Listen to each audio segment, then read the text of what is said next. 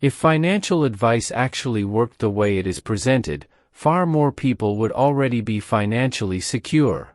The rules are simple, widely shared, and endlessly repeated, yet the results remain rare. This gap is not accidental. It exists because most financial advice is designed for clarity, not for reality. Hello, I'm Max, and if this content helps you better understand how money works in real life, I invite you to leave a like and subscribe. Here, we talk about finances calmly and with perspective, focusing on how real people actually make decisions over time, not how they are supposed to behave in theory. Most financial advice starts with the assumption that people operate like spreadsheets. Income is predictable. Expenses are controllable. Discipline is consistent. Emotions are secondary. On paper, this makes sense. In real life, it rarely holds. People do not make decisions in isolation. They respond to stress, comfort, habits, social pressure, and fatigue. Advice that ignores these forces may sound correct,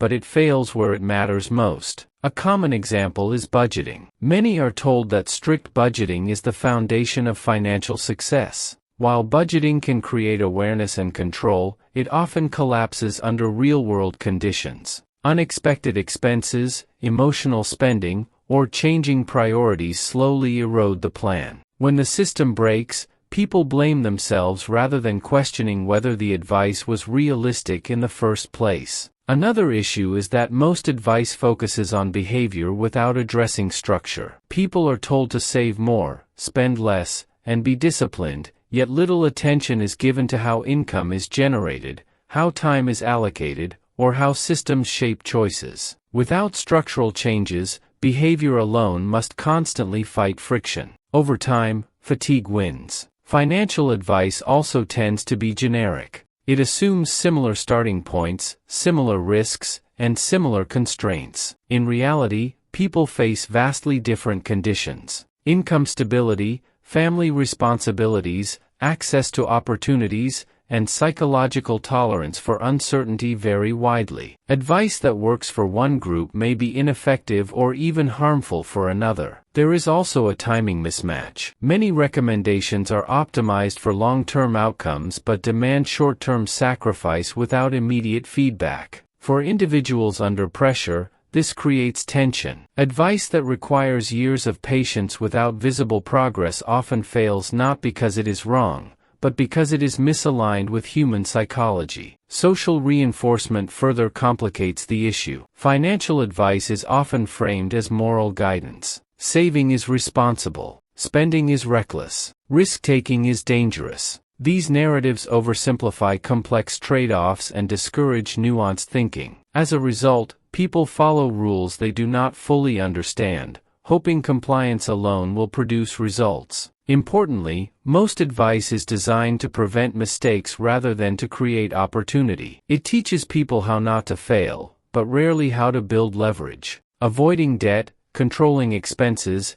and maintaining stability protect the downside. They do not automatically create upward momentum. For many, this leads to years of correct behavior with limited progress. This disconnect creates quiet frustration. People do what they are told, remain disciplined, and still feel stuck. Over time, confidence erodes. Advice begins to feel irrelevant or hypocritical. The conclusion many reach is that financial success is either luck-based or reserved for a different kind of person. In reality, the issue lies in the advice itself. Financial guidance is often simplified to be shareable, not actionable. It prioritizes clean rules over contextual understanding. It assumes rational behavior in an emotional world. And it rarely acknowledges that money decisions are deeply personal, shaped by constraints that cannot be optimized away. Understanding why advice fails is the first step toward using it correctly, not by rejecting it entirely, but by recognizing its limits. Once advice is viewed as a tool rather than a rulebook, a more realistic approach to money begins to emerge. One of the least discussed reasons financial advice fails is that it is usually created by people who are no longer living under the conditions it targets. Advice often comes from those who have already achieved stability or wealth, speaking from a position of hindsight. While their experiences are valid, the context in which their decisions worked no longer matches the reality faced by most people today. When advice is formed in hindsight, uncertainty disappears from the story. Decisions that once involved risk, ambiguity, and doubt are later described as obvious and logical. This creates the illusion that success followed a clear, linear path. For those trying to apply the same advice in real time, the lack of certainty makes execution far more difficult. Another issue is that financial advice frequently assumes excess capacity. People are told to optimize, invest, learn, and build systems, all while maintaining full-time work and personal responsibilities. This assumes surplus energy, time, and emotional bandwidth. For many, these resources are already exhausted by daily obligations. Advice that ignores this reality sets unrealistic expectations. Income volatility is also underestimated. Many recommendations rely on stable cash flow, yet a large portion of the population experiences fluctuating income. Freelancers, contract workers, and those in transitional careers face irregular earnings. Advice designed for predictability fails when applied to unstable conditions, forcing individuals to constantly adjust or abandon plans altogether. Another hidden limitation is the way advice treats risk. Most guidance simplifies risk into categories to be avoided or embraced, without addressing individual tolerance. Some people can endure uncertainty calmly. Others cannot, due to financial pressure or psychological stress. Advice that ignores this variation may technically be correct, but practically unusable. There is also the problem of scale. Strategies that work at higher income levels often break down at lower ones. Saving a fixed percentage sounds reasonable, but when income barely covers necessities, the advice creates guilt rather than progress. In these cases, structural changes matter more than behavioral tweaks, yet most advice focuses almost entirely on behavior. Social comparison further distorts expectations. Financial advice is often packaged with success stories that highlight outcomes without showing the full process. Viewers compare their early-stage reality to someone else's late-stage result, creating discouragement. The advice may be sound in isolation, but the framing makes it feel unattainable. Over time, repeated exposure to ineffective advice leads to disengagement. People stop listening, not because they reject responsibility, but because they feel misunderstood. The advice does not adapt to their reality, and so it loses credibility. Importantly, this does not mean that financial advice is useless. It means it must be contextualized.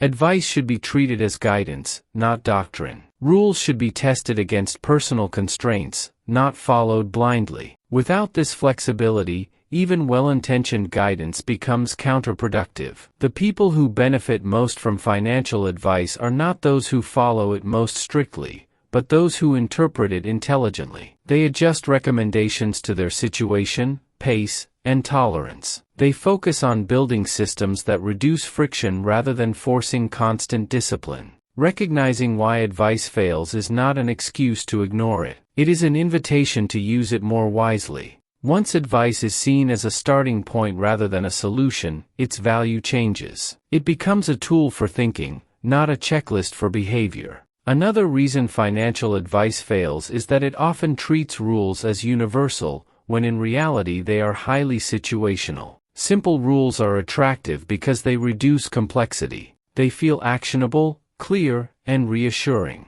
However, when applied without context, these rules frequently produce frustration rather than progress. Consider how often advice emphasizes consistency above all else. People are told that repeating the same actions over time guarantees results. While consistency is essential, it only works when paired with a system that has room to grow. Repeating actions inside a constrained structure simply reinforces the constraints. The advice is not wrong, but incomplete. Many financial rules also assume that people can separate logic from emotion. In reality, money decisions are rarely neutral. Stress, fear, and social comparison influence behavior far more than most advice acknowledges. When plans fail under emotional pressure, individuals blame themselves rather than questioning the assumptions behind the advice. This erodes confidence and reduces long-term engagement. Another overlooked factor is adaptability. Financial advice often promotes sticking to a plan no matter what. While discipline is valuable, rigidity can be harmful in changing environments. Economic conditions shift. Personal circumstances evolve. Advice that discourages adjustment turns discipline into inflexibility. Over time, this rigidity creates misalignment between the plan and reality. There is also a mismatch between short-term feedback and long-term goals. Many recommendations promise benefits far in the future, while demanding sacrifices in the present. For people under financial strain, this imbalance creates psychological resistance. Advice that ignores this dynamic may be technically sound, but practically unsustainable. The way success is portrayed further complicates the issue. Financial advice frequently highlights outcomes without emphasizing process variability. This creates unrealistic expectations. When individuals follow the same rules but achieve different results, they assume personal failure rather than contextual difference. The advice remains unchallenged, while self-doubt grows. Another limitation is that many rules are designed to minimize mistakes rather than to build opportunity. They focus on what not to do, rather than what to build. Avoiding errors is important, but it does not automatically create progress. Over time, this leads to a defensive approach to money that preserves stability but limits expansion. Those who eventually benefit from financial advice tend to treat rules as flexible frameworks rather than strict instructions. They adapt principles to their situation. They test, adjust, and refine their approach over time. This requires patience and self-awareness, qualities rarely emphasized in traditional advice. Importantly, adapting advice does not mean ignoring it. It means understanding its purpose and limits. A rule designed to protect against downside should not be expected to create upside. When this distinction is recognized, advice becomes more useful and less frustrating. The core issue is not that financial advice is misleading, but that it is often incomplete. It simplifies complex realities to be shareable and memorable. In doing so, it loses nuance. For those who rely on it blindly, the results are predictable. For those who interpret it thoughtfully, the outcomes improve. As this understanding develops, frustration gives way to clarity. The focus shifts from finding the perfect advice to building a system that fits personal constraints. Progress becomes less about compliance and more about alignment. This shift marks a turning point. Financial advice stops being a source of pressure and becomes a resource for reflection. And once that happens, it begins to work differently.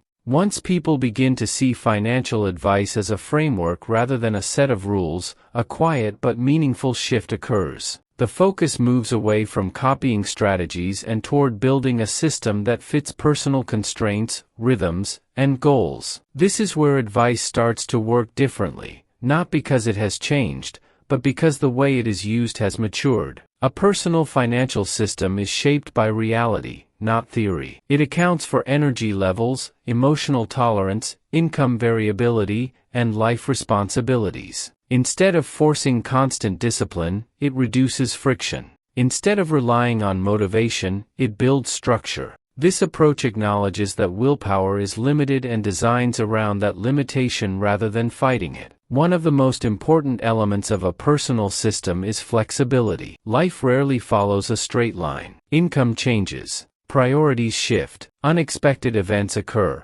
Advice that demands strict adherence often collapses under these pressures. A system, by contrast, adapts. It absorbs shocks without requiring a complete reset. Over time, this resilience becomes more valuable than any single tactic. Another key difference lies in how progress is measured. Traditional advice often emphasizes visible metrics, account balances, percentages, or milestones. While these indicators matter, they do not capture the full picture. A well-designed system prioritizes sustainability. Progress is defined by reduced stress, improved decision quality, and increasing optionality. These changes are subtle but foundational. Time allocation becomes more intentional as well. Rather than trying to optimize every expense or decision, attention is directed toward areas with the highest long-term impact. Skills that increase earning potential, assets that reduce dependency on time, and habits that improve adaptability receive priority. This selective focus prevents burnout and maintains momentum. Importantly, building a personal system does not require abandoning responsibility. Budgeting, saving, and discipline remain relevant. The difference is how they are applied. Instead of being treated as goals, they become tools. Their purpose is to support the system, not to define success. This reframing reduces pressure and increases clarity. Social comparison loses influence in this stage. Advice is no longer followed because it is popular or widely accepted. It is evaluated based on alignment. This independence allows individuals to ignore trends that do not serve their situation, reducing unnecessary complexity and distraction. Over time, the benefits of this approach compound. Decisions become calmer. Mistakes become learning opportunities rather than sources of shame. Progress feels less fragile because it is rooted in structure rather than effort alone. The system works even when attention fluctuates. This is also where patience deepens. Results may still take time, but they feel more predictable. The individual is no longer chasing outcomes, but building capacity. Each adjustment improves the system slightly, creating momentum that is difficult to notice in the short term but powerful over years. What makes this stage challenging is that it lacks clear validation. There are no universal benchmarks. Success is personal and contextual. This requires confidence and self-trust, qualities that are rarely emphasized in mainstream advice. Yet these qualities are essential for long-term consistency. By shifting from rules to systems, financial advice finally finds its place. It becomes a source of insight rather than instruction. It informs decisions without dictating them, and in doing so, it becomes useful again. This approach does not guarantee extraordinary outcomes, but it dramatically increases the likelihood of steady progress. It aligns behavior with reality, reduces friction,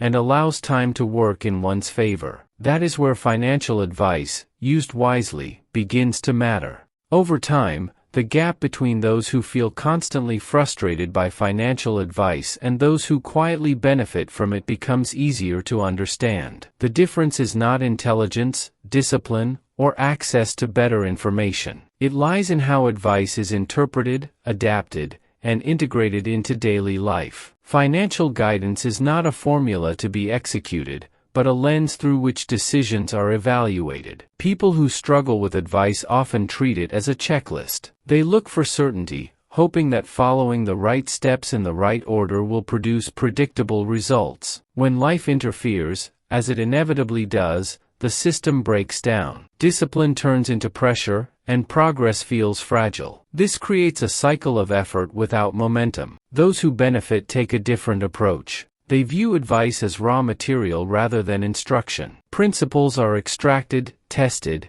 and reshaped to fit personal constraints. Instead of forcing themselves to behave perfectly, they design systems that make good decisions easier and bad decisions less costly. Over time, this reduces reliance on motivation and increases consistency. Another quiet difference is patience. Effective use of financial advice requires comfort with delayed feedback. Results emerge slowly, often without clear signals in the early stages. Those who expect quick validation tend to abandon plans prematurely. Those who trust the process allow time to compound, even when progress feels invisible. Emotional alignment plays a role as well. When advice fits an individual's risk tolerance, energy level, and life situation, it feels sustainable. When it does not, even good advice becomes exhausting. The ability to recognize this mismatch is critical. Adjusting advice is not failure, it is maturity. Importantly, using advice wisely does not mean ignoring fundamentals.